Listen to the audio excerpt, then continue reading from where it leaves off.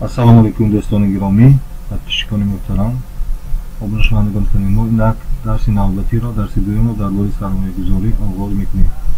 Чунки ки дар дарси гузашта гуфта дошта будем, мо барои он ки сармояи мо, пули мо тора зиёд шавад, не ба инфлятсия рӯй дода зиён накашем, мо бояд сармоя гузорем. Сармоямонро ба чанд қисмҳо тақсим намуда баъд чи сармоягузорӣ пеш кунем. Яъне як қисмашро ба банк гузорем, як қисмашро ба аксия, як қисмашро ба биткоин, як қисмашро ба пила ва нуқра, як қисмашро ба дигар индексҳо ба монанди сурати зери. Нақша ки дар инҷо дидем, дар ин яъне портфели сармоягузорӣ портфел шудааст, аз чанд қисмҳо иборат аст.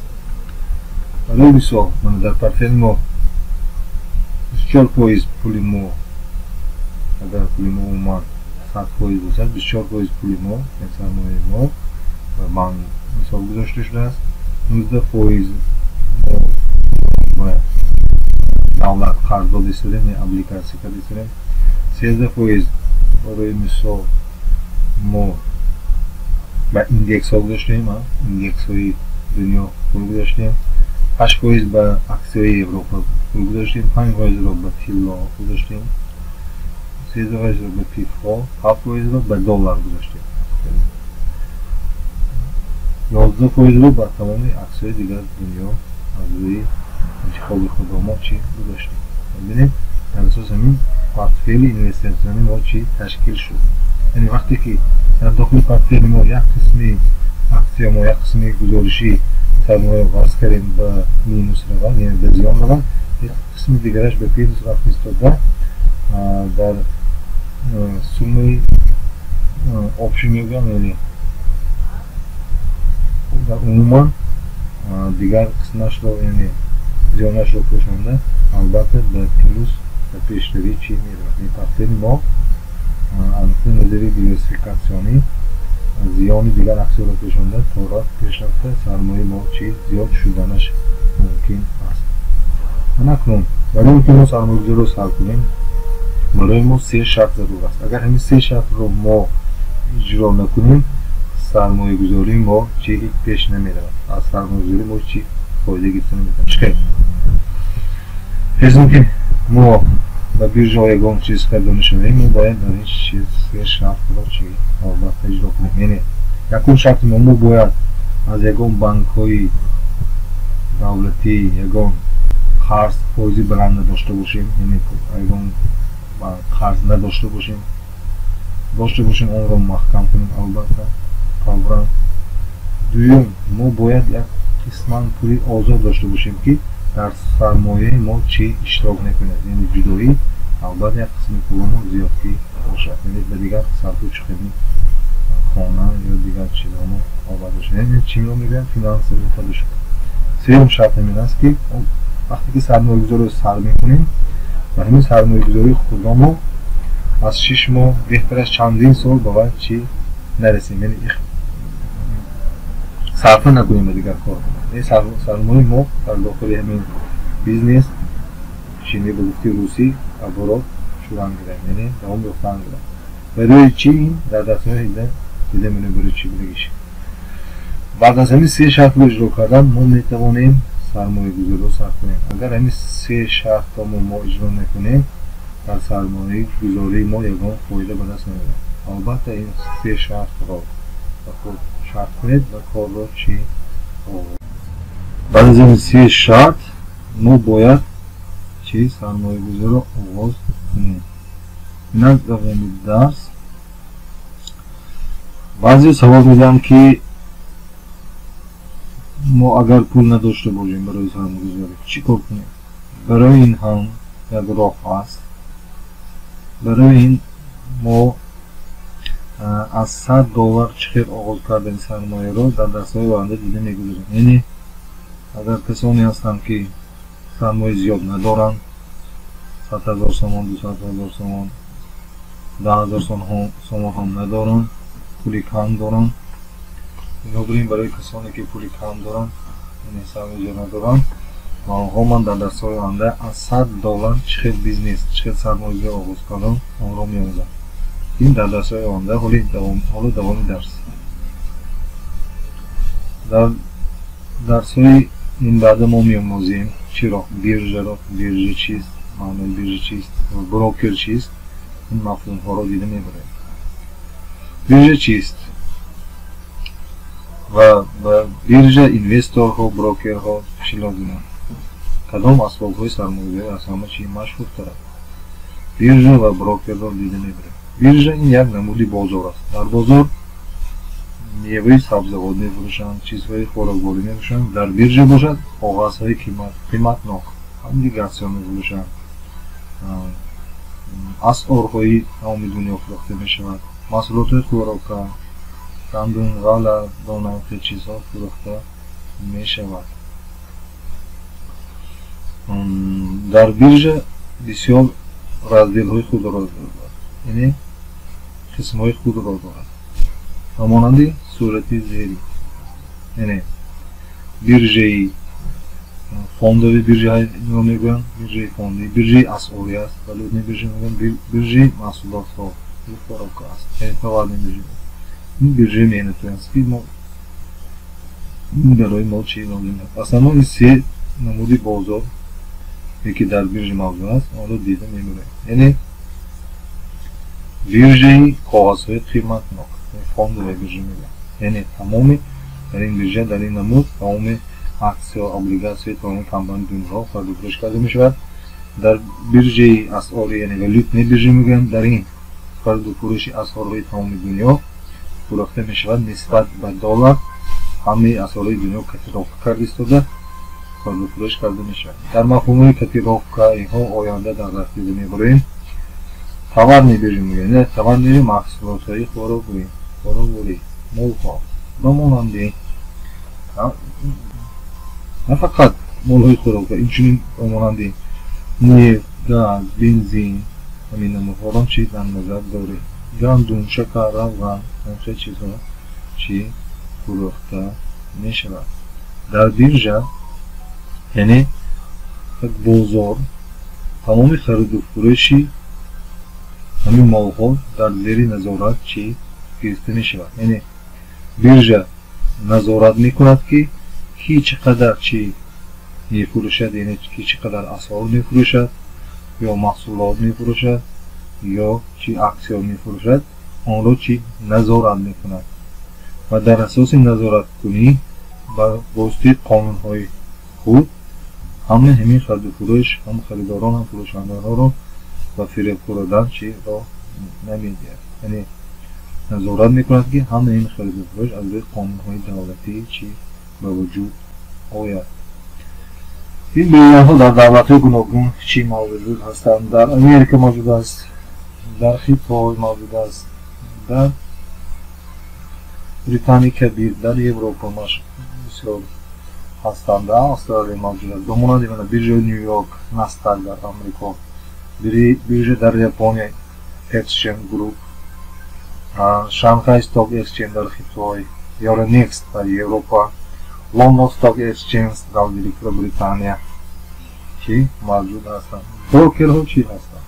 بروکرها این میانروا هستند، یعنی به مانند برای فهمش خودمون این دولت بروکرها مابین سرمایه‌گذار و بیرژه چی هستند؟ میانروا هستند. یعنی به بیرژه سرمایه‌گذاران رو بروکرها چی راه نشان میدهند. سرمایه‌گذار برای به بیرژه جانب برآمدنش کی است؟ بروکر البته ضرور است. بروکر این کمپانی است که برای فعالیت در بیرژه لیسانس خود را چی گرفته است و در اساس قانون‌های بیرژه چی عمل میکند و تعریف‌های همین بیرژه را چون کند می‌پردازد. و مانند بروکر چی را بخوره، یعنی بروکر با واسطه این پروگرام‌های خود با سرمایه‌گذار یاری می‌دهد که با واسطه این پروگرام بروکر با بیرژه چی راه یابد و خرید و فروش چی کند. بروکر برای سرمایه‌گذار شخصی راه می‌کشد که در بیرژه فعالیت کنند، یعنی خرید و فروش کنند و برای این کمیسی خود را چی می‌گیرد. سرمایه‌گذار در بروکر شات خود را می‌فروشد و بروکر فرمایش میدهد که به پول او یگان مقدار چیز رو چیز خرد یا فروشد به مانند اکسیا، اسعار، طلا، نفت، اینجز، گندم، قله‌دانه، خلاصه و غیره بود. در گذشته در زمانهای پیشین سرمایه‌گذاران اینوستورها به بیرژ میرفتند و تلفن می‌کردند، یعنی رفته در اونجا صحبت کرده، شرطنامه بسته این یا آن چیز رو می‌خریدند یا می‌فروختند یا به واسطه تلفن به بروکر زنگ می‌زدند که عملیات خرید و فروش آنها چه به جا بیارند. در زمان حاضر باشد همین کار به واسطه چی می‌آید؟ به واسطه اینترنت به وجود می‌آید. در خانه ایستاده شما با بروکر با خودتان موافق رو انتخاب می‌کنید. در اینترنت می‌دارید یگان بروکری با اعتماد، یعنی با فریناک رو با خود انتخاب کرده می‌گیرید و او شرطنامه می‌کنید، شرطنامه می‌بندید و شما در سایت همون بروکر شرط خود رو می‌کشید و خرید و فروش رو چی آغاز می‌کنید. وابسته به بروکرها شرطنامه بندی با بروکر هست خیلی گوناگون است. بعضی بروکرها تا 2 ساعت دوام می‌کنند، بعضی بروکرها تا 24 ساعت. یعنی شما وقتی که رجیستراسی می‌کنید در اون بروکر رجیستراسی شما رو قبول کرده، حجت‌های شما رو قبول کرده، شما شخصیتی بودگیتان رو تصدیق کرده، بعد و شما در همین خود سامانه خود در سایت خود در برنامه خود و شما چی شارژ می‌گذارد. بر واسطه همین شما چی به بیرژ راه می‌یابید. برای این بروکرها بسیار برنامه‌ها رو استفاده می‌کنند. به مانند برنامه متاتریدر، 4 متاتریدر، 5 و غیره. مثال در صورت آینده ما در این برنامه شناسایی پیدا می‌کنیم و بعد در این برنامه چه کار کردن رو چی می‌آموزیم. حالا شما معلومات عمومی گرفته باشید اساس. مثال در سایت بروکر روبو فورکس بسیاری کمپانی‌ها برنامه در حالتهای چنین طرز پیشنهاد می‌کنند. قریب همین برنامه بیرژه همین برنامه اطلاعی استفاده می‌برند، فقط کمتر اینترفیس رو تغییر میدن، لیکن اساس همین شکل است. یعنی بسیاری برنامه‌های بروکرهای دنیا شکلشون در همین متاتریدر وابسته است، یعنی لیکن اسکلتی آنها یک است. به طور خودشان همین فونکسیون رو تغییر داده بود که برای آنها چی دیده می‌برویم. بعضی وقت شما بروکر رو برای شما انتخاب کردید، شما خرید میکنید، شما بروکر در سایتش پروگرام‌های خود را چی پیشنهاد میکنه. یعنی شما با واسطه شناسنامه و دیگر حجت‌های خود شخصیت خود را تصدیق کرده و بروکر به شما اجازه میده که همچون شخصیت تخصیص شده در سامانه اونه، یعنی در برنامه او خرید و فروش را چی آغاز کنید.